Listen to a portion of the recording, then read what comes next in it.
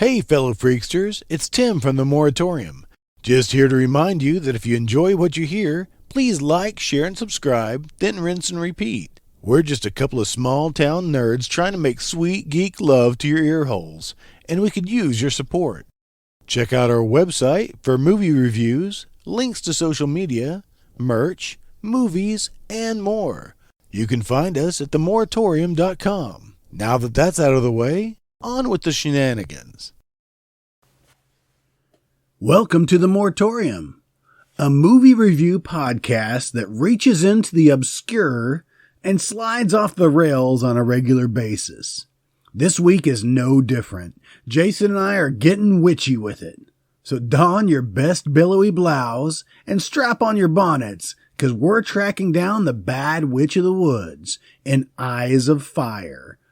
This one makes the Blair Witch look like Mary Poppins. But then again, we never saw a witch in that movie, so it could look like anything. I'm through talking. Cue the music.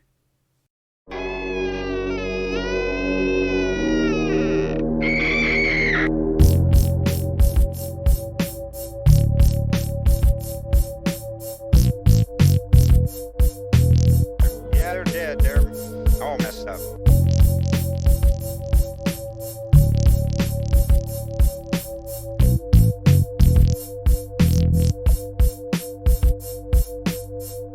And now for our lesson. Dude, Yes. I just want to say this right now. I might need some Adderall. Some?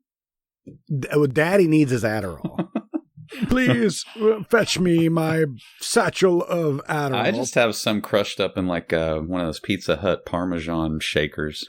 I just kind of shake some out every once in a while. in the palm of your hand and then lick Yeah. it. Or on a salad. Oh, okay. Adderall laced salad is what I'm into now.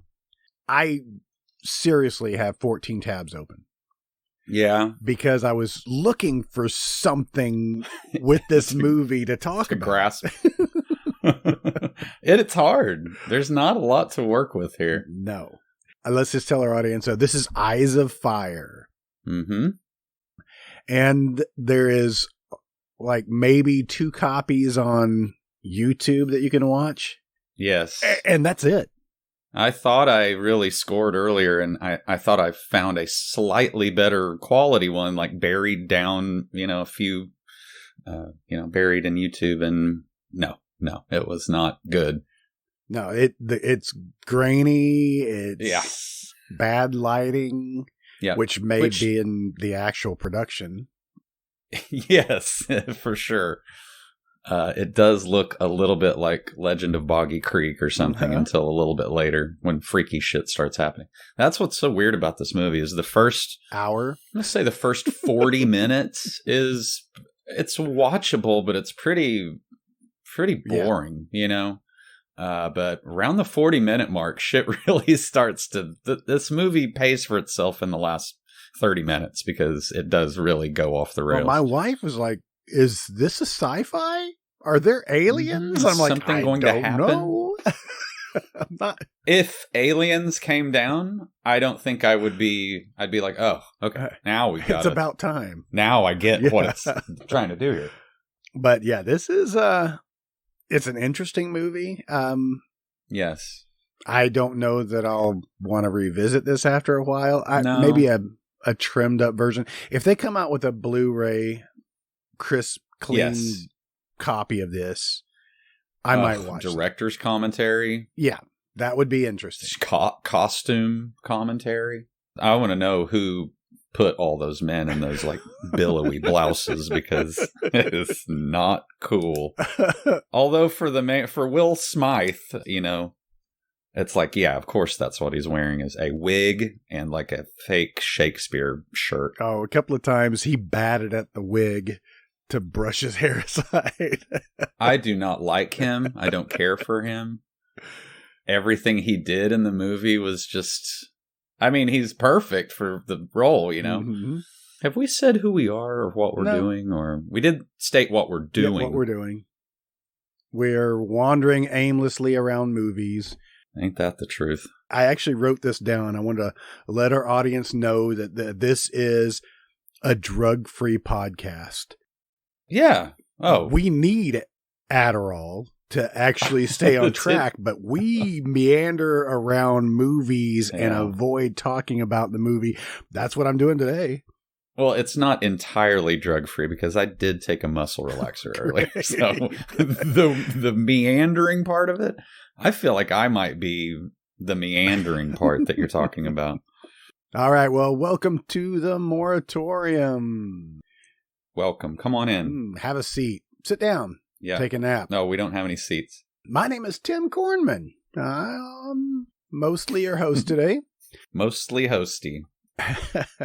With me, meandering about aimlessly, is my co-host, cohort. Co-host? Does that have an H in it? There's H's in everything today. Hi. Hi, guys. Hi, guys. Just sitting here. Yeah. Don't forget to tell them your name or anything. They might want to look you up. Oh, yeah. It's Jason. Ned Humphreys. My name is Ned Humphreys. Humphreys. Should we just get into it? Do you have any prior? Oh, I've got tons of things to talk about. Do you want to break into song and dance now? Sure. I've had a lot of caffeine. Man, I had one of those like triple shot Starbucks. Whew. Man, I feel wild right now. Your anus is twitching. Mm-hmm.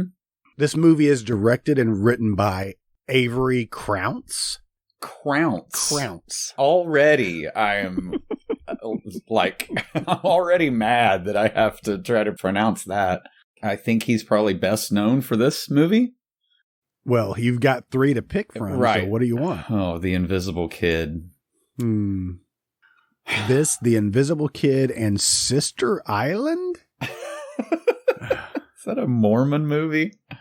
I thought it was a sequel to Sister Act. Oh, yeah. And then I read it, and I'm like, oh, I wish it was a sequel to Sister Act. Yeah. Wait, is that Whoopi Goldberg? That's Whoopi. So, like, Whoopi Goldberg, they're stranded on an island, and she has to resort to cannibalism to stay alive. I'd watch that. I'd watch that. I'd rather see a sequel to Jumpin' Jack Flash, which we were promised, and it's almost 2021 now. Still waiting. What could Sister Island possibly be about? I have no idea. Let me read it off to you. Okay. Sister Island. After a hurricane wreaks havoc on Sister Island in Mississippi, rescue parties find a young girl on the shore. The young girl's alive, blah, blah, blah. Basically, I read on, it's got a full summary, but I read about this and it said that they try to find who this little girl belongs to and nobody knows who she is. So... That sounds riveting. It also has Guy Boyd in it, which Guy Boyd is in this film. And we'll talk about him a little bit more. Oh, all right. Did you know who that was when you first saw him?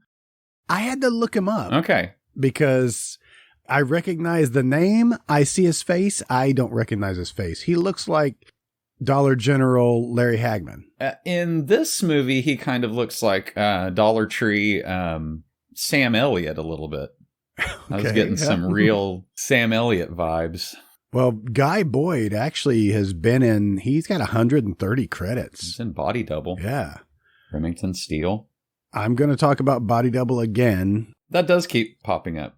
I scrolled through a bunch of his stuff. I mean, he's got some cool stuff in here. Yeah, he does. He's Sheriff Frank Beausarge in Sister Island, so I mean. He played Sergeant Wimofsky in Tank. Why can't people just have normal names in movies? Wimofsky. He played Lambasino in Flashpoint. Is that Italian? What do you think? I think so. I clicked on Flashpoint because I remember Flashpoint. Yeah. Chris Christopherson, Treat Williams, Rip Torn. I had to read it because I was like, wasn't that kind of tied to like the JFK assassination kind of thing? And yeah, it was. Well, let's watch that movie instead. Yeah. Miguel Ferrer's in it too.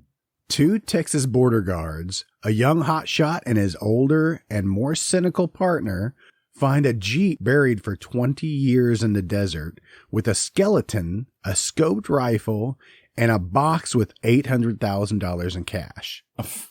They decide to keep the money but quietly check up on the cryptic info that they found on the dead driver. Soon the feds are running all over the place, and it looks like the Jeep may have been linked to the JFK assassination. Whoa, kind of buried the lead there for a second. Yeah. I had no idea JFK was going to pop up there. It takes a minute. On Guy Boyd's, all the pictures, that black and white of Flashpoint. Mm-hmm. She called that men without hats because they are the only ones that are not wearing a hat in that bar. And Miguel Ferrer as a cowboy. I don't know. That's awesome. That's a reach. It's a bridge too far. I think we've seen him with a cowboy hat before. Really? I think so. Listeners, write in and tell us if Miguel Ferrer has ever had a hat on. Ooh, Miguel Ferrer was in The Guardian. Do you remember that? Yeah, he was. Yeah. That was directed by William Friedkin. Yeah, I just looked that up recently for some reason. You're talking about the one with Rebecca De Mornay and right? No? No. Uh-oh. Then I don't know what I'm talking about. No, but this is The Guardian kind of is reminiscent of this movie. A young couple with a newborn baby don't realize that the nanny they hired is a magical nymph who sacrifices infants to an evil tree. That's the one I'm talking about. Is that not Rebecca De Mornay? No. Who is it? Jenny Seagrove? Oh man, what movie am I thinking of? Holy crap. Xander Berkeley. Love Xander Berkeley. He never has any expression on his face. He always has his mouth slightly agape and just wide eyes. Well, anyway, I'm glad we cleared all that up. Wait, we didn't clear anything up. Find some stuff for us to clear up. We will not be clearing anything up today except maybe our sinuses. Exactly. Might be cluttering up more things than we're clearing up. Muddying the waters. Oh, it gets worse. He played the coach in Lucas. Oh, cool. I love that movie. It's been a long time, and I know we've talked about it, but wasn't that the movie that Charlie Sheen kind of diddled Corey Haim? Yes, we did briefly talk about that. Now let's briefly talk about it again. Because it got me to look up Carrie Green. Okay, yeah. And wondering why Carrie Green has not... only seen her in 2 movies? Yeah, well, she was actually in Summer Rental. Oh, okay. Oh, yeah. Okay. I actually remember her in that movie. That was a funny movie, I think. But she only has 16 credits under her name, and I wondered why, because... she's basically a Brat Pack kid. She came back for the movie 3 for the Road with Charlie Sheen and Alan Ruck. 3 for the Road is directed by... Bill Norton, or BW or BWL Norton, who also directed Gargoyles. Awesome. And Cisco Pike, if anybody needs to know. I think that concludes today's episode. Yep. We did it again. Again. All right. Wait a minute. Tune in next week where we... did I just enter a fugue state and just been... wow. I wanted to see more of Carrie Green. Mm-hmm. We don't get that chance. Yep. I think I had severe puppy love for her and Leah Thompson at the same time. I wouldn't doubt it. The Goonies was her first film. Right. She was great in it. All right. Clicking off of her. I guess we're done talking about better movies than this one. Yeah. Let's get back in there and let's get show it what we got with this movie. Can we go ahead and just start the movie and then meander about and come back to it? That's the thing, is that I made it through the really boring part and managed to take a ton of notes. And now when something's actually happening, I just clicked off of it. I was like, you know what? I don't need to know how this ends. I didn't have a whole lot of notes. This is the first time watch for me. Yes. I guess that's why I took a lot of notes, because I've seen this movie over and over. It's just one of those things that I think I fixated on I don't know. I think I was drawing a lot at the time that this came out, and I would like draw I loved the like alternate cover. I love both covers for this VHS tape, but movie poster, I guess. Right. But that purple one with the eyes and the tree is really cool. It is pretty damn cool. I know this had to be a rental. Oh, yeah. And it was just one of those ones that I rented all the time. I remember the other box art. We had that at the video store. Yeah, that's the one that I got. And I think I read in some of the trivia here that, nope, it wasn't in the trivia. It was on, here, bing, Wikipedia. Eyes of Fire is also known as Cry Blue Sky. Huh, I've never heard that. Never heard of that either. It was had a budget of $2.6 million. Wow, you already know more than I really could not find anything. I think I looked at the Wikipedia. There was nothing. That's a lot of money that they spent on this film, and I wonder where that money went. Oh my God. Well, it had to be like the saving grace of this movie is just the weird, I guess camera tricks. They're not too sophisticated, some of them. Sometimes it's just people's like slathered in mud, and then that weird negative effect. But then also there's some truly terrifying shit too. Okay, maybe we should... They did some interesting things. It says here, though, that it did make $12 million at the box office. What? Really? Yeah. That's hard to believe. A success. Yeah.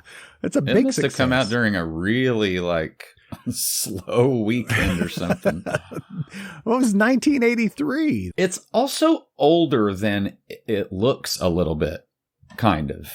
It's almost the 70s, and I guess everybody's wearing colonial stuff, but just the way it was shot, I just assumed it was older than that for some reason. Oh, okay. It did come out Halloween week, maybe? You could explain that? It also, I like a lot of the genres and subgenres. It's a horror western, right? Folk horror, colonial horror, which is pretty cool. I guess they're just sticking whatever word means old timey on there, but yeah, some kind of Native American witchcraft.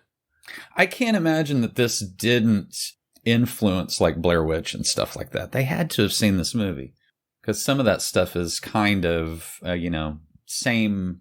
I guess it's just people in the woods running from a witch, so that's how that's similar. But still. Who names their kid Avery Crounce? That has to be an alias. Born in Kentucky. Does not sound like a Kentuckian name. Avery? Avery, get in here and eat your crumpets. Well, the main character, the kind of Daniel Day-Lewis, I don't know what he is. What is his name in Last of the Mohicans? Longshanks or something? I didn't make that up. You couldn't really call him the hero, Guy Boyd. But anyway, his name's Marion, Marion. Okay, right off the bat, I have a problem with the narration. Okay. Correct me if I'm wrong, but I think it starts with the younger sister, the one that goes missing later, little blonde girl. Okay. I think it starts with her narrating it, and then somewhere it switches to the older sister. I think you're right. There's a much younger girl's voice at the very beginning. Is she telling this story over the course of a few years? I don't know. Are they being interrogated by the French? Maybe, yes. they are at the very beginning. Well, at the very end as well, but right. It kind of wraps it all up. Oh, shit, yeah. So basically, the French found them. They have no idea where they are. I'll read the plot here. A preacher is accused of adultery, and he and his followers are chased out of town. Good. Sounds good so far. Mm-hmm. They become stranded in an isolated forest, which is haunted by the spirits of long-dead Native Americans. I'm in. That sounds creepy as shit. But turns out a lot of the times, the long-dead Native Americans are just people with mud on them who are obviously white in negative, doing that weird negative effect. So if that's scary to you, then this is for you. But yeah, so Dennis Lipscomb, who is like, we keep saying Dollar General, but he really is like Dollar General Michael Ironside a little bit. Don't you see a little... he kind of looks like him. He definitely does not have the intensity of a Michael Ironside. But in the billowiest blouse that they could possibly put together, it looks like a ship sail that they fashioned into a blouse. The movie begins with the two sisters explaining to a Frenchman, you know, I don't even want to talk about... Let's just not talk about history at all. Okay. Because I don't know when. It says that this happens in 1750. Yeah. So I'm curious now. When did Salem witch trials happened after this? I just said I don't want to talk about it. What I really meant was I don't want to sound like an idiot talking about historical events. Also, I don't care enough to look it up. So, well, I just wanted to link this to witches because they set this up that they're trying to run the preacher out of town. Why are they running him out of town? Just because he had an affair with the one guy's wife? The girl in the narration, right? When they unload that, she says that she makes it sound like several women have been his house guest. You know what I mean? And what I mean is just having really filthy sex. Just really, and I mean literally, like dirty. They are dirty people having sex. It is gross how dirty it's gross. Dennis Lipscomb's wig needs to be washed because it is stringy, and sometimes it's in a ponytail, but sometimes it's just flopping around, you know? And he's got that shirt on. So it really kind of breaks into the story that one of our main guys is going to rescue him, right? Are they just good friends? Yeah. Are they buddies? He is a real, like, Jim Jones kind of character where he is, I guess, like, hoodwinked these people in this town. I don't know what his deal is, actually, but, yeah, he's kind of has a little cult, you know? And this you said town, but it's really kind of like maybe just right. Yeah, it's like a camp. Holy shit! Did you hear that? Yeah, I did. It sounded like a baby or something. What was that, Tim? Hold on a second. Do you have a baby over there? Yeah, that did scare the shit out of me. Chickens are scary. Tim had a chicken outside of his door. How often does that happen? I guess not often enough because it really kind of freaked my shit out. One more than you want. It sounded like a baby, and that's what scared me. It sounded like a zombie child eating a rooster. Ooh, I would love to see that. That was frightening. That's how KFC got its start. I read that somewhere. 7 herbs and spices. You can't keep zombie babies away from it. Right. Actually, that sounds more like churches, but anyway. Okay. Okay, well, now that mystery is solved. Well, I mean, we're talking about creepy witches and type things. When I hear roosters outside. There's some chickens in this movie, too. Just pay attention. You'll see them. I'll point them out when I see them. So a couple of his members of his church kind of get wind of, the townspeople have had it with this dude. And they're going to lynch him. Yeah, they're going to lynch him. He's staying with Anne Boning, the daughter of the guy in the past in Back to the Future when Marty crashes the DeLorean into his shed. So I just want to point that out. Awesome. And he looks exactly the same because that just happened 2 years after this. How did I not know that one? That's his only credit also, I think. I don't think he's been in much. But anyway, so they get wind that he's just been... I think it sets up in the narration that he is boning a couple of different women from his congregation. So they're going to try to get him... They're going to try to escape him out of this place. why I have no idea. He does not seem like a particularly charismatic guy. No. He's just like, he's kind of fey and like kind of wimpy a little bit, you know? He says something like, he's been, God, he's always going back to God has brought us here for some reason. Right. And this is where we need to be. And so, maybe these people are just wandering around aimlessly and they needed somebody to follow because I think that's probably true. It's just why it's this guy that they settle on that I'm. Mm-hmm. But is the one witchy girl who doesn't really speak. Oh, okay. Yeah, right. Exactly. She seems like autistic a little bit. Who is she? He explains it later. He says something like that she's lucky to have survived what she went through. And I didn't get that. I didn't get her story. So she is with him. She's with, what's his name? Smythe. Will Smythe. Ugh. That just makes it even worse. Yeah, she's with him. And he kind of explains it away earlier. But then later on, he says that he witnessed her mother being burned as a witch. Okay. And he also kind of hints that he might have had a more active role in that. There's something weird later. But see, that brings me to the point of why did they not lynch her as well? Because obviously she's witchy. Right. I think they're scared of her. Probably. They do kind of scatter when she comes in, and they throw the rope over and start to hang him, and she comes in just muttering, I God knows what. It sounds like she's saying bridge ahead, which is just a construction sign. I don't know. Flag man, no shoulders. Lollipop man. She's a very powerful witch too, apparently, because just screaming, she can cut a rope. Right, exactly. You could do that with a knife, I guess, but... Yeah. Okay, so when they come to lynch him, everybody's screaming back and forth about what they should do. They're all in a panic because they're going to kill this dude.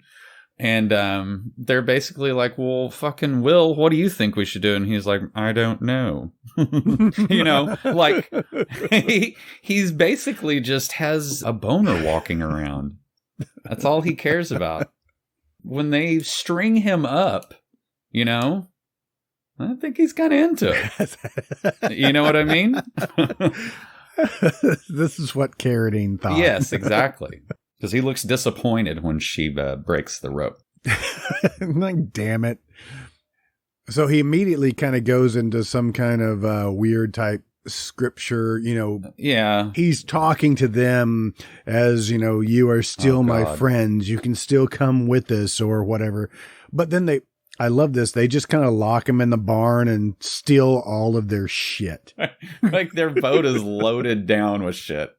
I did like that. That made me laugh a little bit when I was like, oh, they're going to fucking rob them too. They steal the ferry. They take their chickens. Is there a cow on this raft? I don't know, because there is a cow later. Where did that cow come from?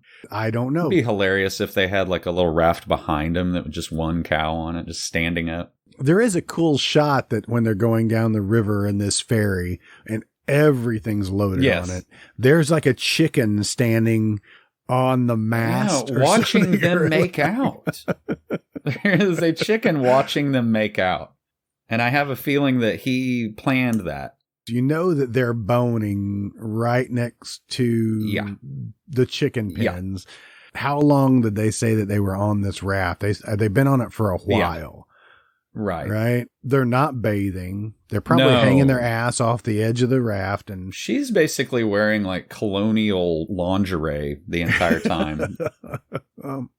And they mentioned the old guy is just sitting in his chair, just waiting to be killed. Exactly. You can see the little like kind of pad thing under his shirt. Also with the chicken, I'd hate to go back to the chicken, but there is something there with like cluck and cuck, but I don't.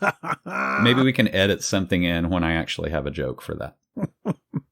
There's also a giant bowl of eggs You see that big-ass bowl of eggs? No. They've got a real chicken fetish. You sure that's not potatoes? I see potatoes. No, those are eggs, unless they're perfectly little albino potatoes. So, yeah, you're just waiting for whatever they're going to swing into the old man's chest while they're... Could have been a tomahawk, could have been an arrow. It was an arrow. So, the witchy girl, does she not know her powers? Is she just born a witch? She didn't practice witchcraft. She's born a witch. Yeah, and she's a redhead. That's the, she has that giant... Well, no, I mean, I'm not saying that all redheads are witches, but... But burn them all anyway. But, just to be safe... I don't want to burn them. I just want to segregate them from everybody else. Is that weird? Sorry, Brittany. Yeah, sorry, everybody. Look, in literature, usually the redhead's the witch. I'm standing by it. All right. Prove me wrong. Not going to look it up or do any kind of research. Not going to do that. Not going to look anything up. Man, they're like hardcore, like making out in front of that chicken. And the chicken's like trying to look away. Now, go back to this witch. She's reaching for like a glass or something that's on the boat, and she's moving it with her mind or moving it with her powers. Yeah. But she's kind of playing with her powers too. Like she doesn't know that she could do this. It's just odd. Yeah. Well, but then she has a premonition of the old guy getting killed. Yeah, like 3 seconds before it happens. Exactly. It's not a very useful, not a very useful vision. Does not have time to look up and say, Yeah, exactly. Is that the same scene when Fran Ryan just kind of like gets bonked on the coconut with that rock? Yes. That rock was making me laugh. It bounces. I mean, yeah. She's like, oof. Just kind of falls down. Who is this attacking them? These are not the natives. It made you think natives because of bow and arrows, but there were gunfire and you saw a few hands as well. Right. That I don't know, because in the somewhere in the description it says that they're Shawnee. I don't know if that clears anything up, but like I assume that that's the people that are that's the main protagonist. Gotcha. It doesn't give you a clear view of who it is to begin with, really. So we don't know.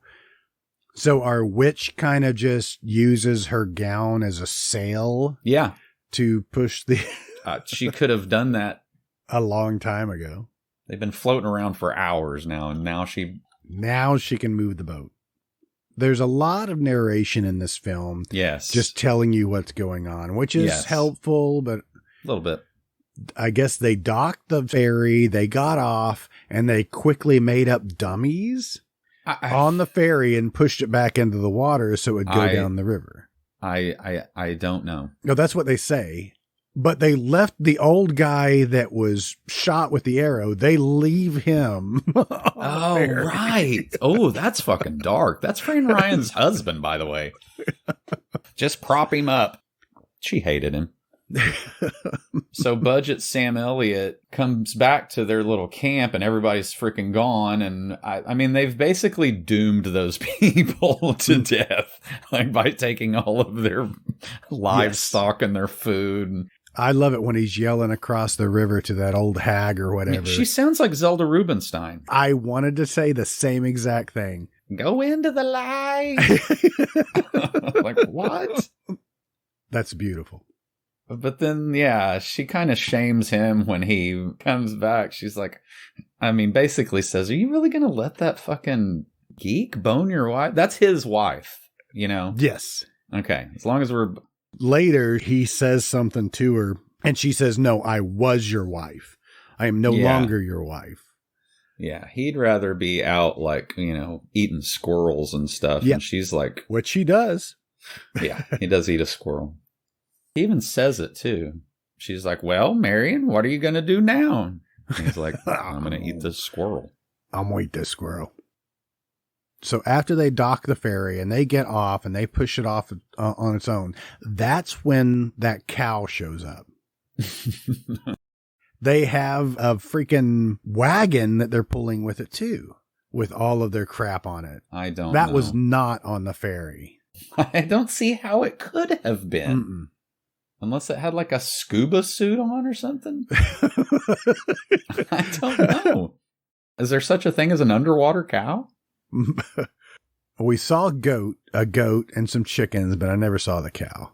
But our budget Sam Elliott that's going after them, he's got a little canoe. And a donkey. With his donkey in the canoe. What? I didn't see that part. That is pretty awesome. This is basically like a Far Side cartoon at this point. Just have like anthropomorphic cows. He's pushing along in his canoe, trying to catch up with them on the river, and he sees some apples floating by. Yeah. And he reaches down and grabs one, starts eating it, throws it up to his donkey at the head of the boat. Yeah, you're right. I did just see that scene. He has a canoe that's big enough that a donkey can fit on. And then comes floating by a chicken on part of what wreckage of the boat. Yeah, it's basically surfing. And he kind of uses the butt of his paddle to bring the chicken in. Yeah. The next exact scene, he's eating a chicken leg. Exactly. Yeah. Does he have a freaking Instant Pot with him or something? How did he get that chicken cooked so quick? It looks perfectly cooked. It looks like a rotisserie. It looked good. There's a lot of chicken-centric stuff going on in this movie. I don't know. Chick-centric? I don't know if that was the director's choice or if it happened organically or I don't know. I'd really like to know his process. The chick-centrices? Chick-centrices. Yes. That was really hard. Yes, it should have been. I'm glad it was hard for you to say that. I do kind of like the way this movie is filmed. Like I was watching that little trip down the river and that little kind of push in on the dead guy. But they made dummies. But like the dummies had better clothes on than they did. Yes. I think they kind of owned themselves when they did that. Like, man, what can we spare?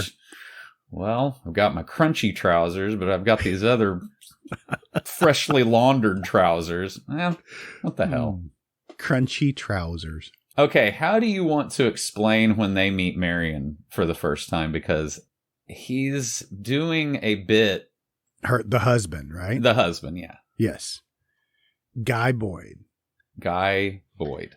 So you mean when they're getting fired upon or snuck up on by the natives? Yeah, the Shawnee or the whatever. Quote unquote Shawnee. Yeah. Who watching them negotiate like through the woods is like, you guys have never been in the woods in your life. You see that branch just whip an Indian in the face. It's like, yeah, he shows up and he's got like a baby mobile on his head. Yes, that's perfect. A gourd, maybe? It is a gourd. It kind of looks like a plague mask. A little bit, yeah. But it's a gourd for sure. He kind of looks like a platypus. And wait a minute. Okay, now this, I mean, like, yes, he does look like a platypus, but I'm looking at this now and I realize that those are two different two groups of men that he sees. One group is white. They're white men. Mm-hmm. And those are the guys that he fires on. He doesn't kill the natives? No. Then the people behind, I get that now. His wife is the one that shoots one of the Indians. And he says, no, don't shoot the Indians. Like, what was going on there?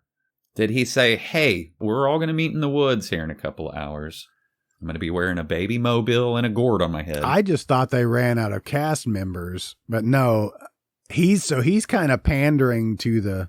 Well, he realizes that if these people are never going to make it through this little stretch of the river if he doesn't make friends with the... I mean, they could have just killed him anyway. He's trying to help them, even though they're being as dumb as possible. And his wife is like, fucking this dude. Like, I'd grab your girls and just fucking leave everybody else to die. I know that sounds harsh, but wise.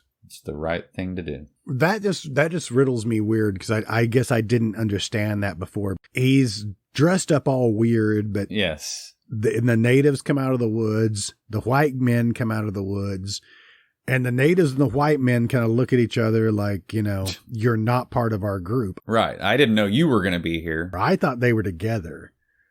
And then when he starts doing his little weird dance thing, hiding his gun under a pelt, it's obviously a gun. The natives just kind of back up slowly, like we know what's going to happen. Mm-hmm.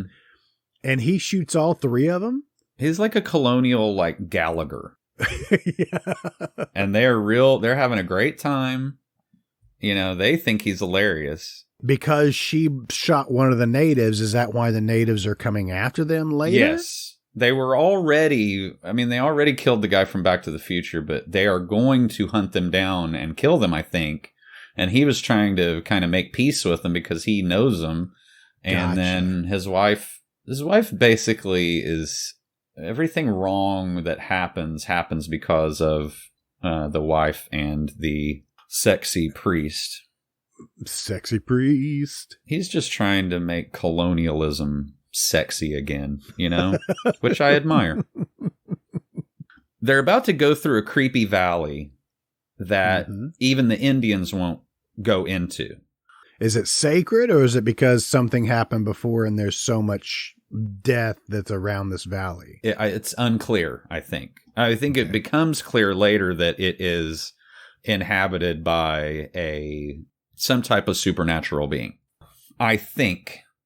So the witchy girl, though, she walks out and she finds a lot of white feathers. Yeah, feathers, which I kind of liked that scene. Yeah, she kind of plays around in the feathers. I like her character. She's creepy and funny, and she's got feathers in her big red fro. God, her bush must be like 5 inches deep. Deep bush. And matted. Yep. Oh, come on, Tim. Yeah, I had to bring it back down. Is this going to be that kind of podcast? But I think he says something about these feathers as kind of like the natives put these feathers out as kind of like not necessarily a warning, but a kind of a guard to keep these supernatural beings within this valley. Yes, I think so. It is a sign that something going to happen. Something's very, very wrong here. So the first time that you see like the potential creepiness of this movie is when she disappears and goes wandering around, and she always comes back. But after that feather thing, she's kind of, just hanging around, walking around in this little creek and stuff. And she leans up against a tree that, once you kind of focus on it, has little faces like embedded in it, which is very creepy. Very creepy. I even with this horrible copy, yes, you're at least able to see a little bit. And at first, I thought it was my old eyes playing tricks on me here. Your glaucoma. My glaucoma. But I was talking to my wife during this. I'm like, wait a minute. There are wood nymphs. Yeah, be on the lookout for wood nymphs. You're on full wood nymph alert. So when they come across that feathers, is she showing them the feathers and where she found them? Right. And he warns them that they shouldn't go in. Yeah.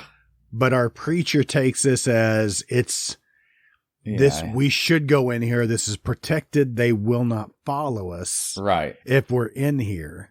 Yes, exactly. And he's kind of, I don't know if he's doing that in like I don't know if he's fooled himself into thinking this or whatever, but he thinks he's kind of invincible because every time something happens, Leah is the one that, she cut the rope when he was being hung. And he always makes it out of these situations pretty scot-free, and it's always because of her, Is that why he thinks he's the chosen one? I don't know if he knows that she's doing it. He must. But that's what lets him be like dangerously optimistic about all of this bullshit. Does he just think she's a good luck witch? Yeah, she'll protect him from whatever happened. Or there's the other side, which he thinks God is actually doing it and that he's on the right track. So he's got to, convert these savages or whatever. So, but they find some broken ass cottages in this valley. Yeah. They look like they've been burnt down. It's unclear. Right. They decide, well, this is another sign that we need to stay here. We can rebuild this. It's a sign that somebody else tried that and it did not go well. With that scene with, you call her Leah? Is that what you called her? Yeah, Leah's the one with the big bushy hair.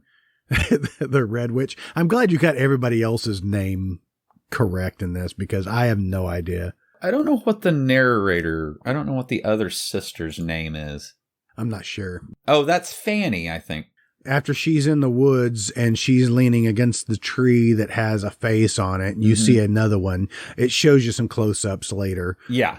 I want to know what happened to her or if she just got totally creeped out. I think she got creeped out.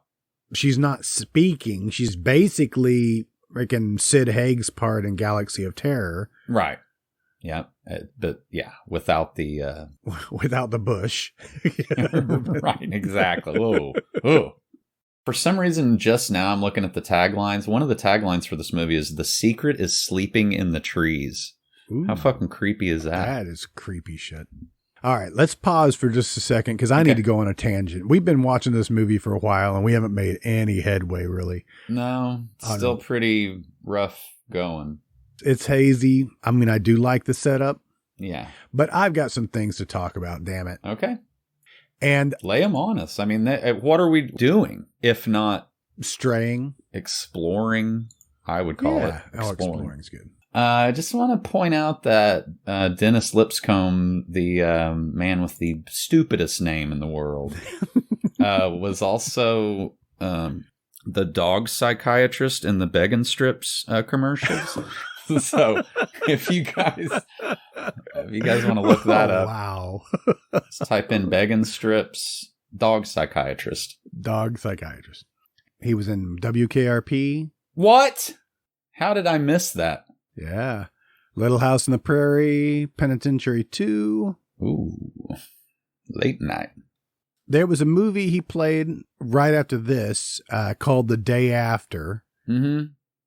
Which was the effects of a devastating nuclear holocaust on a small town residence in eastern Kansas. Totally remember this film. It terrified me as a child. I know we've looked at it before because it has Jason Robards, Joe Beth Williams, Steve Guttenberg, John Lithgow, Bebe Besh, Amy Madigan. Love Amy Madigan. And Lori Lethen. We brought up Lori Lethen before, but I had to figure out because I could not remember. You can't keep all this stuff in your head. It's difficult, but she was in Bloody Birthday. We brought that up just recently. Goliath Awaits. What is that? Prey. That was the ship underwater. We've talked about that. Okay, gotcha. Did you say that Dennis Lipscomb was also in The Day After? Yes. Okay. She was in Return to Horror High. Oh, cool. I love that movie. I haven't seen it in a long time. That might be something we have to play around with. Anyway, I know that we brought her up before because, she was in The Master. That's why. Okay. You're welcome. I'll bring it up this time. This might as well just be the Master podcast from now on. Okay. Mastercast. Yes, Dennis Lipscomb plays a reverend in that. Yeah. Reverend Walker. He would make the creepiest reverend, unless that's their focus, is to make him a creepy... Man, I can't imagine. If you're going to follow the acting career of one of those chickens, then I'll be interested. Now you're talking. All right. The chickens really steal this movie away from the human actors. I'm surprised that they haven't eaten up all those chickens. I thought they could have done maybe a little step further by talking about the trials that they were having. Yeah. Like short food, no water. Yeah. Emaciated. Constant bonnets. Everybody's got a bonnet on. Fran Ryan's bonnet is like bright yellow, and I have to think that when the natives are like throwing rocks at her head, that makes it a little easier to focus on her. I think there was a body under the leaves or such. Yeah. That was real creepy. It was like moving about. She was like, for some reason, concentrating on it. Well, and it started moving, and it was just kind of fucking freaked out. She's got a hoe. That's right. That's right. And she hits it, and then blood spurts up. Yeah. There's like a water balloon full of blood in them. She's been gardening for like 5 minutes, and then she just hits like a big blood gusher. But they're trying to make the best out of this land by cultivating it and turning it into their home. Yeah. Guys, you're going to be there a long time waiting on a potato to be done. Like a few seasons. And in this valley, it would probably be Satan's potatoes. Yeah, probably. What kind of a mash would that make? I don't know. Probably pretty good. Satan's potatoes. Mm-hmm. Cheesy. Yeah. Goodness. Just a hint of sulfur. And bad for you. Oh, yeah. Oh, please. Oh, don't eat them.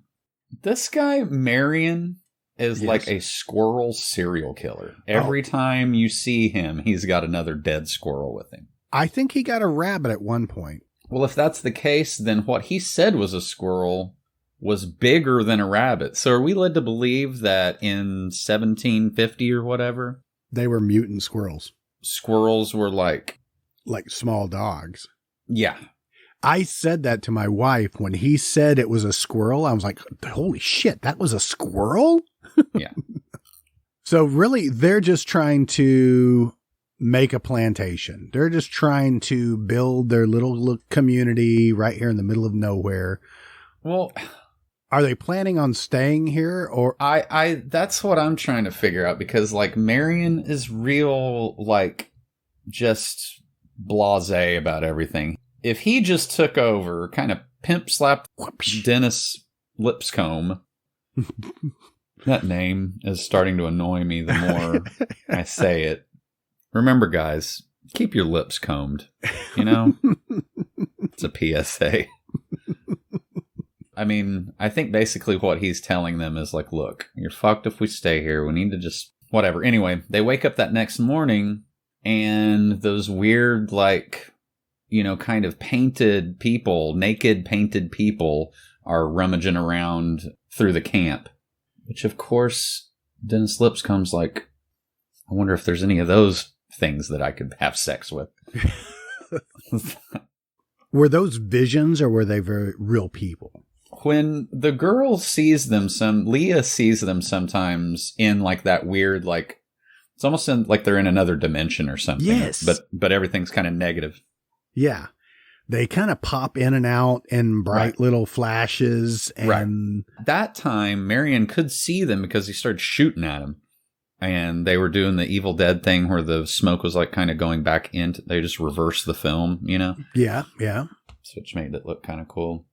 That negative thing is so like kind of lame, but the way they use it in this, I guess it's because you're not, I mean, the rest of this movie is basically like you're watching like Little House on the Prairie or something. But then every once in a while it has these super trippy effects, which is just weird.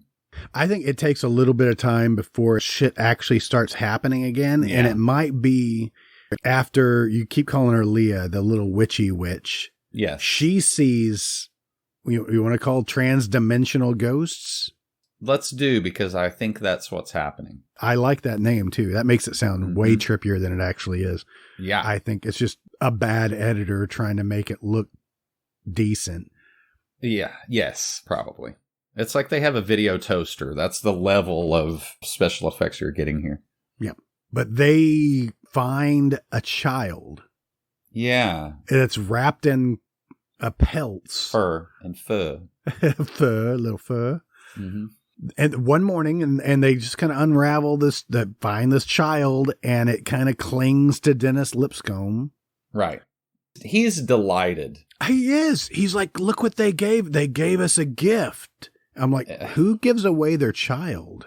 Yeah, and him saying that is really creepy. And nobody else is buying it besides the two young kids that are like, oh, we have somebody to play with now. Right. We have an extra freaky kid who came out of nowhere. which I thought was a boy, but I think is a girl. It's a girl. Constantly trying to lure them into the woods. Yes. And everybody's just delighted. It's a small harbinger of doom. But if you'll notice, Fran Ryan, that scene really is cool. That comes up pretty quick after the girl is, she's kind of hoeing, she's kind of like tilling around. And I didn't realize that a head actually, it's like somebody's buried in there. It comes up out of the ground. Oh, yeah. And she flips out. I mean, she outweighs Dennis Lipscomb by like, I mean, she could probably take him down. And she's wearing those weird, like, fingerless gloves for some reason. Oh, I've worn my gloves down to the bone. I had to watch that scene earlier with her and Stripes, where he just stops on the bridge and throws his keys. That was really funny. She's really good. I mean, Stripes is primarily what I know her from, but I mean, literally, when we talked about doing this movie last week, I think the very next day I walked into the living room and my wife was watching like Little House on the Prairie or one of those old like period shows. And there she was. She was just shit. I think she just appears in those type of shows. They were in fear for their lives, so they were staying here in a more fearful place. Yes. Marion has gone, I think he knows that Eloise, I don't know what, no, Fanny, the younger daughter, she's gone missing. And he finds her asleep in the woods with all of those like phantom people around her, which basically looks just like naked women with shaving cream all over them. Yeah. Just fun, but yeah. So the little girl is doing some seriously creepy things. The mom from Stewardess School or whatever is kind of bitching at the preacher because he went in and just got her some clothes out of their little cabin. Why they have not fragged him yet, I have no idea. And I don't know if frag would be like the proper term, but like everywhere he goes, he just makes the dumbest decisions the entire time. Oh, yeah. You're going to have to explain another scene to me because it's just really, really strange. I love this. Well, one, the witchy woman, so she looks at the child and she sees like the wood nymph flash of the child with the glowing eyes, which that was explained as the eyes of fire, or when animals get close to a burning fire, their eyes seem to glow. Yeah, which is like, no doy. We've all, we get it. Yeah. They also talk about when the animals get too close to the fire, at least they know that if they get too close, they're going to get burnt. I don't know where all that was going. I don't either. Really? But there's a scene that the woman is eating dirt. Yes. In a rainstorm. Yes. I think she's trying to like kind of pump her powers up. I think she's trying to get ready for the fight that might happen. So she's consuming dirt. Yes. Mud. It looks like good dirt, if that's any consolation. It's not just like, it's like good, like potato dirt. The kids come up to her and they kind of hide inside of a half barrel to keep from the storm. Yeah, it's raining. She might as well be a spirit like herself. She gets all this supernatural shit. Do we have like muddy natives running in the middle of the night, just rummaging through their stuff? And I see what you're saying with like the smoke going into the woods in reverse, you know, giving you that Evil Dead effect. Yes. Yes. $2 million though. It seems like. I want to know where they spent their money. Really? I think it's all this weird special effects stuff that is like so crazily like outdated or the faces in the trees. That was very well done. Yeah. I enjoyed that. And like I said, the witch, when you see the witch like out and about walking around, she's terrifying looking. And we just got a brief glimpse of her during one of those little flashback scenes of... Yeah. Well, you see her again when Fanny wakes up and she's trying to... Oh, no, I guess she's still in her, like, kind of coma. How did she go comatose? They find her. Mary, the main guy finds her out in the woods. I think they say, like, she's gone missing, so he's going to look for her. But are you saying like her soul is trapped in a tree? Maybe. Well, I don't know. I mean, the witch is carrying her in that other dimension, kind of. Okay, that was her then that they were carrying. Yes, that was her. See, I didn't get that. If it helps, I think she got kind of turned around in the woods. The witch got her, and all that stuff in between, the naked people and all that, was like part of her like kind of hallucination when the witch like knocked her out. She saw the witch and just fainted. And then all that other psychedelic shit happened. During all of this, their mom is still just like spread eagle open for the priest. Does he just have like, I don't know what all we can say on the podcast. He's just got that D? Is that what it is?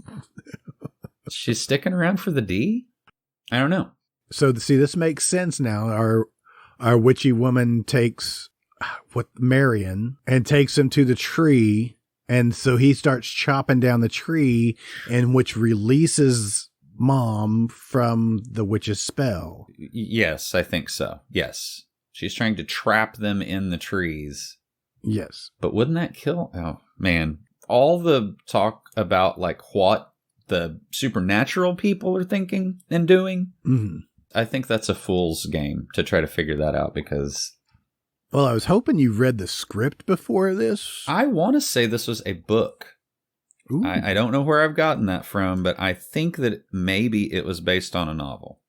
Well, let's just see here. No. I could be very wrong. No, the only writing credit on this was Avery Crounce. That name's so weird.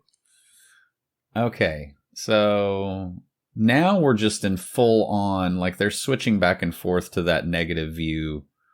Which, if you would say that was an alternate universe or an alternate dimension... I think things in this little part of the woods are just really weird. I think that's all you really need to know. So here it says in Wikipedia, aside from Will, it seems the others in the group are unnerved by the orphan girl's presence. And Leah, who has an extraordinary connection to the supernatural, senses there is something unusual about the Native American child. Leah soon begins to have visions as she tries to uncover the motives of the orphan girl. Fanny disappears soon afterward, and her body is later found by Marion with the help of Leah through her abilities and visions, though Fanny appears to be in a coma. Only when Fanny awakens do they realize the warnings to stay away from the valley are more founded on more than just mythology, coupled with a frightening revelation that the orphan girl is more than what she seems when the group is terrorized by an evil spirit that desires to make them all its living captives. That's what you got. Yeah. I mean, that's what I said basically, right? Yeah. Yeah. Okay. As long as but that scene, that little girl kind of hissing like a cat and looking like, I couldn't tell exactly. I mean, that you just see one little flash of her and I couldn't really I haven't paused it and looked right at it, but it's very creepy. And she almost kind of looks like at the very end of Rosemary's Baby where they just show that kind of opaque, weird... They basically show the baby's face for the first time. But through a veil as well. Right, kind of, yeah. It's kind of superimposed, but that's kind of what she looks like. But this, she looked almost like she had a burnt wooden face. Right. Or a little rat face or something. Like she's part...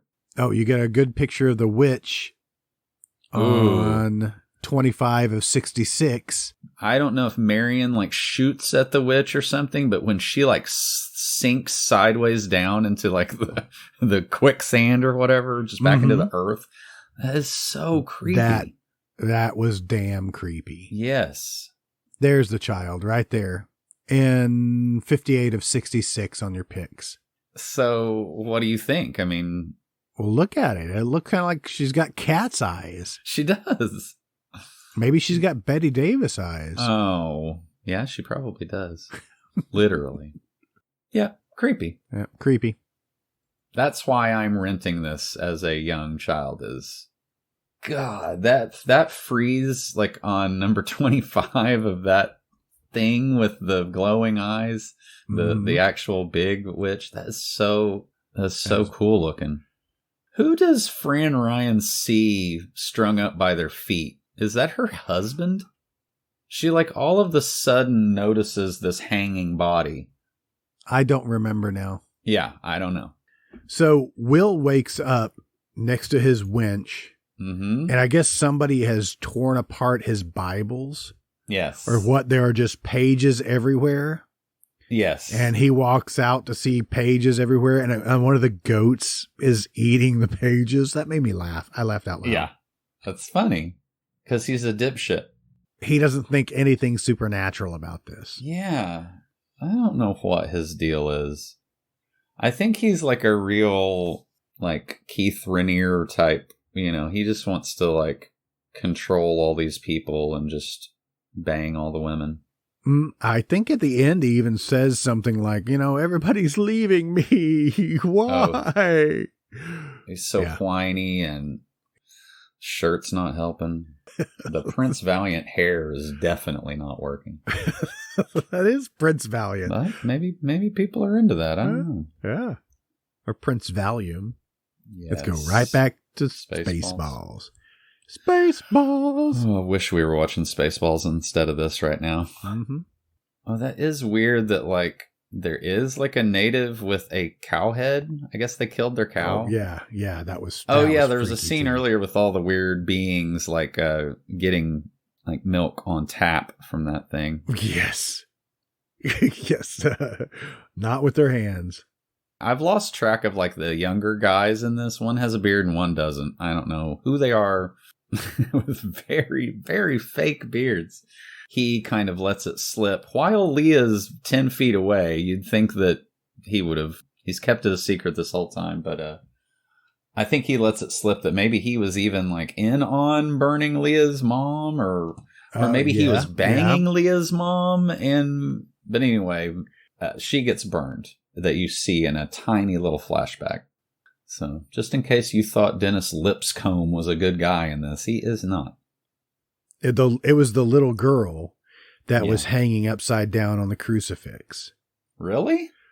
So, yes, the little girl, she was in the hammock. She went off and started playing in the woods. Okay. And the little native girl coaxed her out further into the woods, and they were playing, and she ended up hugging a tree. Yeah, she got sucked into a tree. And got sucked into the tree.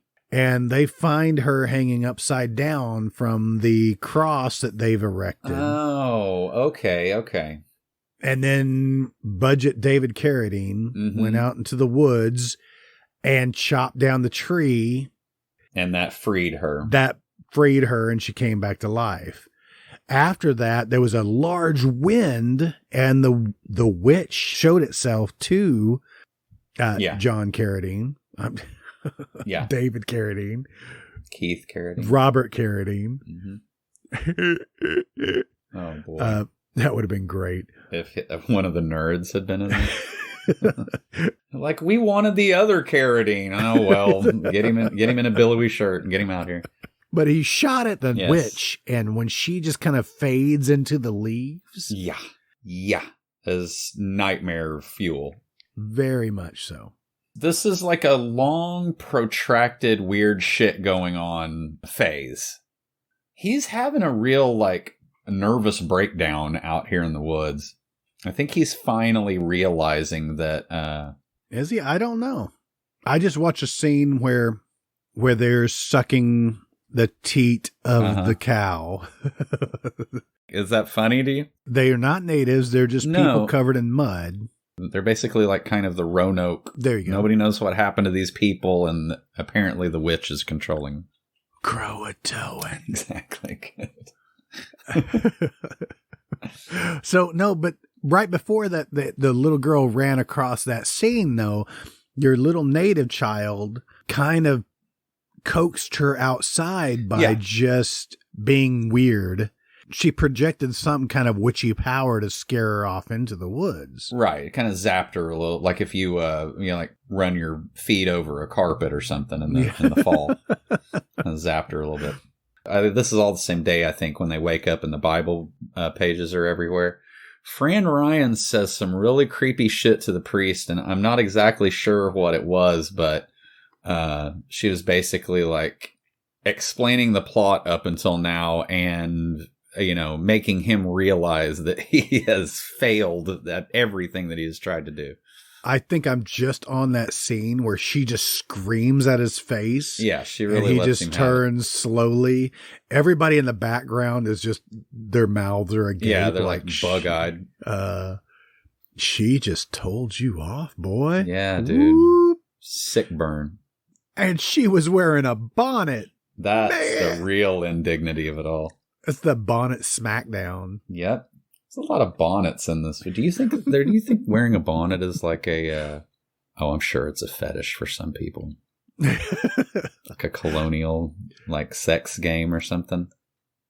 And that's when he starts walking off into the woods or what, and you see that native person wearing the cow's head. Yes. It kind of just jumps up, and it freaks him the hell out. He screams. He shits his pants. Yeah, he really pitted out that blouse that he's wearing when that thing popped up. It's like flop sweat. There's the flashback scene where you see the fire that happened with the little witchy girl, Leah. Right. And he says something to her, and I guess that's when she realizes that he had some part of it, so she kind of runs off. And she's kind of just hanging out in the woods, and I think this is when shit goes awry, because I think she's been protecting them. Oh, for sure. With her witchy powers. Now that she knows the truth, right. I think that's when she's like, fuck you guys. Right. That's what she's been trying to, like, go into the woods and figure out, is what the witch's, like, plan is for him.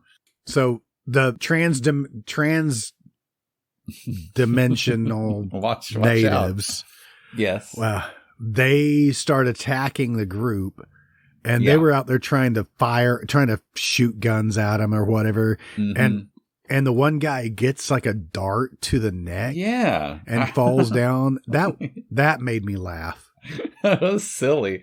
Again, it was like reverse film, So it looks real wonky, like he's in the Black Lodge in Twin Peaks or something. Fran walks out. She walks away from the group. Yeah. And she's basically just like, hey, we're fucked. I'm old. I'm tired. That's really creepy. And now there's going to be a bonnet on the tree. Yep. Yep. They showed that scene again of the little girl kind of hissing with that black face, and I don't think she has makeup on. I think somehow they have like superimposed that black face somehow. Oh yeah, there she hissed. I saw it. And he smacked her with the butt of the rifle.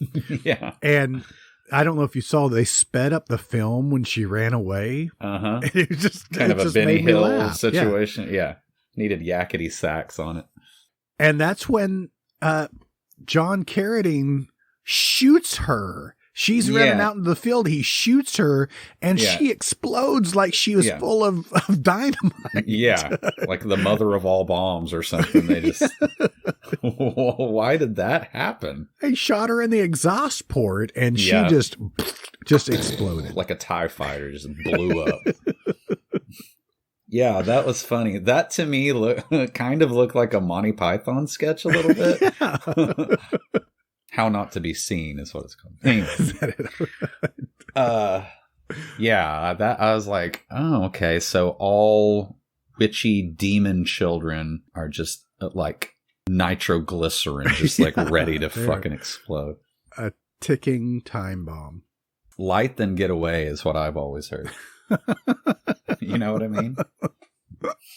All right, so Fran is going off. She's like, my husband's dead. There's nobody else my age. I've got no one else to talk to. Nobody will listen to my bonnet. She's like, I see a guy covered in mud over there. I can see his wang. I'm just going to start walking towards that. Mama likes her chocolate. Yeah. He looks like that means. He looks like he's covered in milk chocolate. Oh, Mama got what sweet baby need. And then Leah kind of zaps. She has a zapping power. Yeah, there's a lot of zapping going on. They throw bones and skulls over the wall. Yeah, they were throwing like pieces of skeletons. Which I guess that's what bones are, right? Pieces of what skeletons. Are bones really? But okay. All right. Now that I'm thinking about the words that are coming out of my mouth, bones are technically part of a skeleton. Is it one of the kids like piecing the bones back together? Like, look, I've made an entire skeleton. Just another part of the plot that didn't really go anywhere was them finding that little rock that the previous people had carved, like, Sam was here. Yeah, exactly. We're headed towards the weird people. Everything should be fine. We've got God on our side. Dun, dun, dun. Famous last words. Mm-hmm. At what point do you just say, fuck all, we'll take our chances with the natives because the supernatural shit is just wacko? Yeah, this isn't fun anymore. No. I am not able to plant my potatoes at all. No. Vegetables are the last thing on these people's minds right now, when it should be the first. That's what this is all about. Eat your vegetables. Yes. Well, I've got Budget John Carradine taking the children out into the woods. Yeah, and they climb into, which I'm thinking of being like the witch's tree. Yes. The one on the movie poster. It's like giant tree just in the middle of the woods.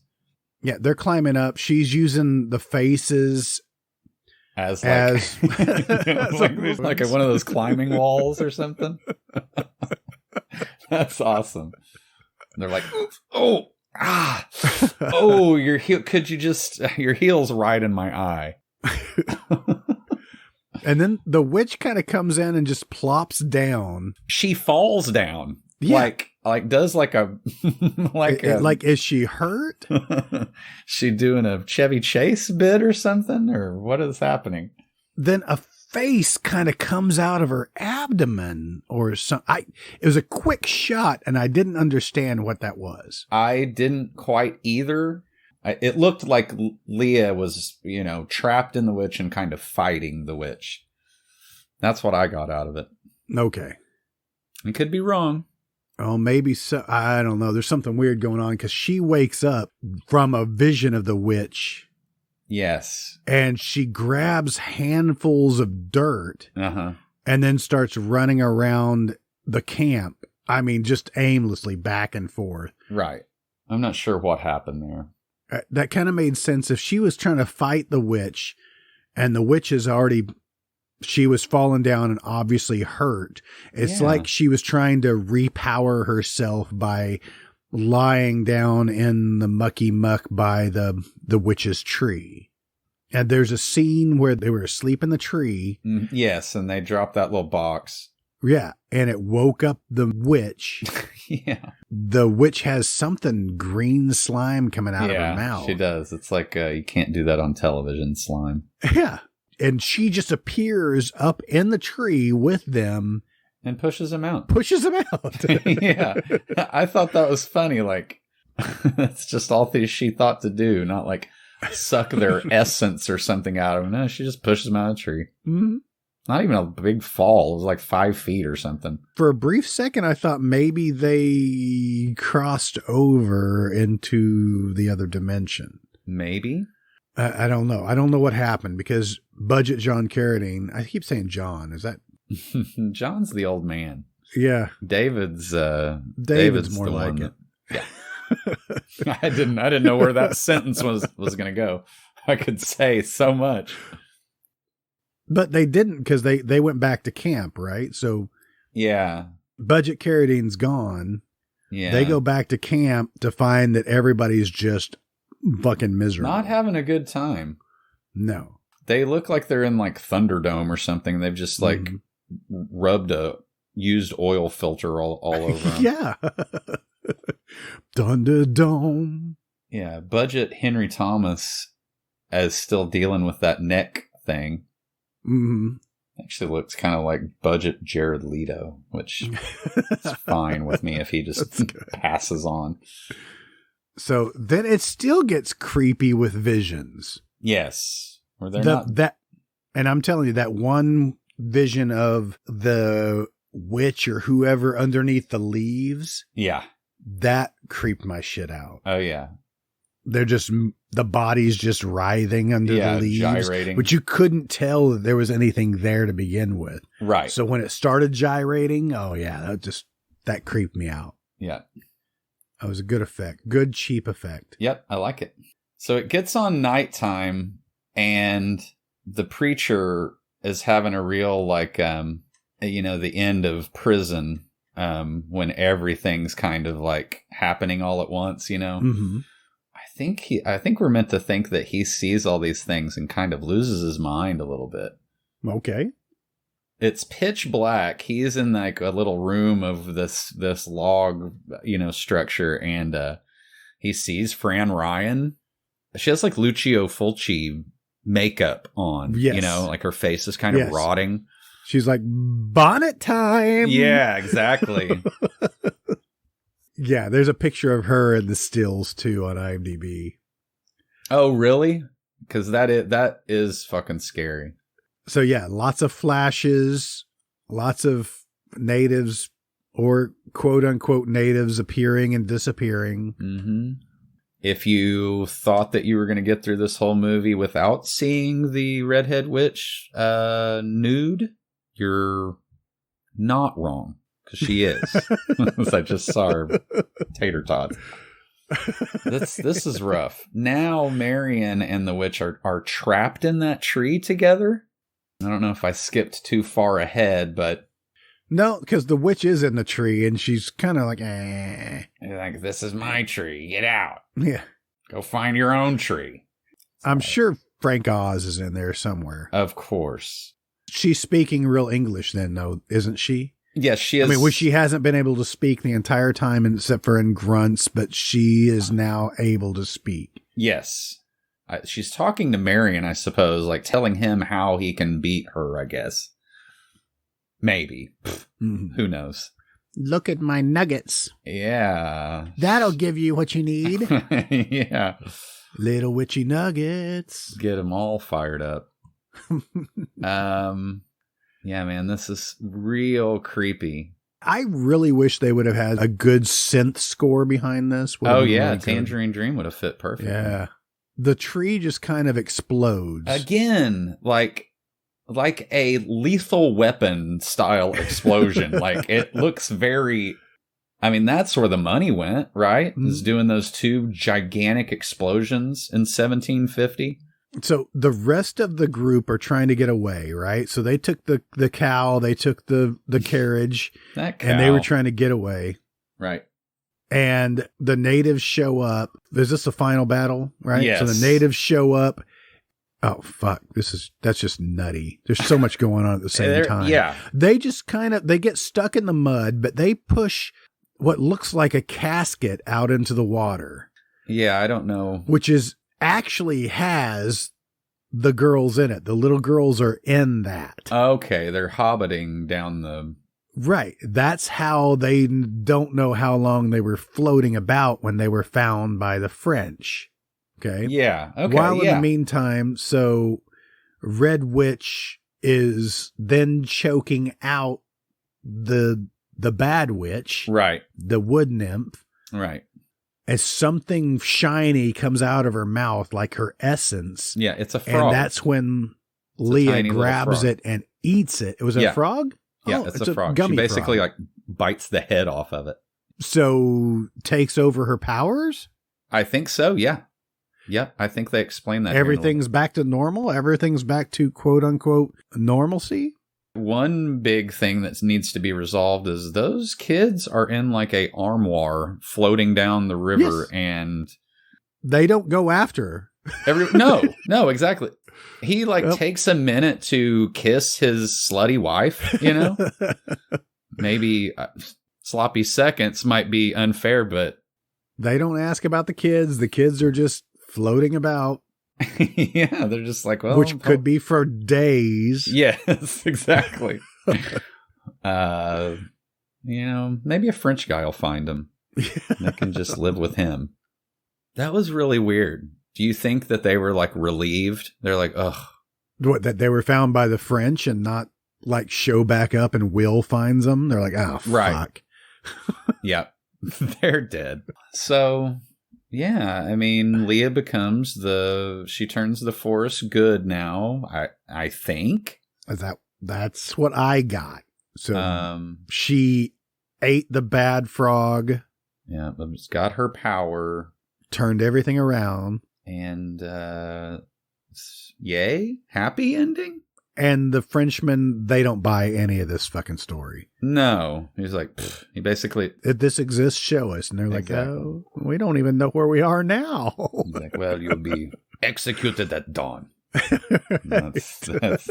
Thank God the girls made it away.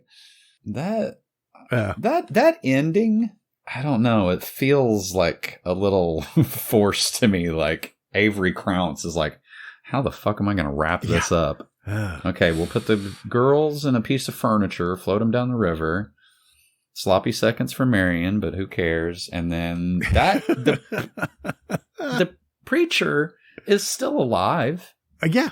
But insane. Did he learn anything? I don't know. I doubt it. They invented the word cuck in this movie. That it had never happened until then. Colonial cuck. Colonial cuck is what this movie should have been called. You're right. Leah's name in the credits is Leah, Queen of the Forest. Yeah, just to clear that up. Okay. There's not a lot of information about this movie, but I'm looking at the names at the end, and I'm wondering, was this filmed in, like, Canada, maybe? Because everybody has real Canadian names? No, I don't even know what a Canadian name is, but they're real strange, like... I don't necessarily see where it was filmed, but here in Wikipedia, it does say, as of 2020, there's still no official DVD release. Lionsgate Entertainment is the current copyright holder. Right. I don't know why why not put it out there? I don't know how all that works. Did we mention that it's also known as Cry Blue Sky? Yeah, you did at the very beginning, but I've never... I tried looking things up under that as well, and I've got nothing. So I was wondering if that was a source material or if that could have been a book or something, but I see nothing. I think What's-His-Face just wrote it all. And this is his vision. Just Crounce. Crounce. Nobody understands me. What's his first name? Avery? Avery. It's very Canadian. It is, don't you think? It just sounds Canadian. Somebody prove us wrong. Yeah. Come at us. Come at us. Debate me. Debate this debacle. I get more out of watching these films with you and talking about it and talking through these than I do actually just watching it. Because I got a little lost, but granted it was, well, I was drinking. Right. Yeah. I have a hard time sitting down and watching a movie without talking all the way through it. So yes, I have the same problem. Usually my wife tells me to shut up if I'm just babbling through the movie about fucking who the cinematographer is or something. The head of the makeup special effects department is Tassilo Bauer. I couldn't get anything interesting out of the crew. All right, well, let's start wrapping this bitch up. Let's just say to everybody right now, next week is not going to be a yarn wall. We are going to be saving that for the next 2 weeks. We are doing a movie marathon for the Christmas season. Does that mean it has to be a Christmas movie? No. No. We're not even going to follow our own severely limited rules. No. It's all open. Let's get some Christmas carnage going on here. I like it when you talk like that. I think Mel Gibson is going to be included next week, and I'll tell you why. I'll reveal that next weekend. Oh, on pins and needles. Yeah, that's when your leg's asleep. Is that it? Yeah, that's what that means. I think so. I think half of my body is asleep now, but I think it's the upper half. Yeah, which is fine. Like where your brain is. I'd like to thank Titanium Pinos again. I'm going to keep using his music. He keeps sending me shit every week. It's really cool stuff. I can't wait to make a music video. Yes. What else do we want to tell him, Jason? Well, they can follow us on social media at, I think everything's just the Moratorium, right? Yeah, mostly. I mean, I post under Tim Kornman as well, but yeah. Hey, Kornman. Look at that. There's links. There's links, Follow guys. links on You the can website. figure it out. Yeah. I don't have to explain all of this. And please buy some merch. Keep in mind, maybe by now I've already started, by the time you're hearing this, I've already started the Patreon. You will be seeing the director's cuts go behind the paywall. If you want to watch them, you better get into it now. Watch Do it them, now. Listen to them, whatever. What are you doing? Go do it right now. Oh, not me, but No. the audience? No, you stay where you're Oh, at. okay. Whew. I was talking to I was them. like, what am I supposed to be doing? No. I was talking to them. Oh, That's all right. it. You got anything else to add? Nope. We did it. Maybe next week we can kind of, wrap up the several loose threads from this episode. I don't know. Maybe not. I don't know. We need to suture something down with those threads. You're right. All right. We did it again. We're doing it. We're doing something. Yeah, doing something. Okay, bye, guys. Bye-bye.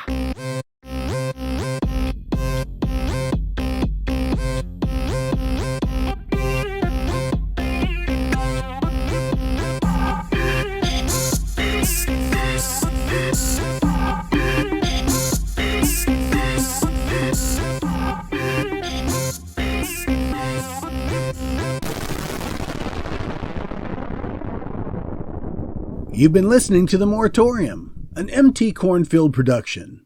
Tune in next week for part 1 of our Christmas Carnage Marathon. Also, we have some really cool things coming your way, so stay tuned.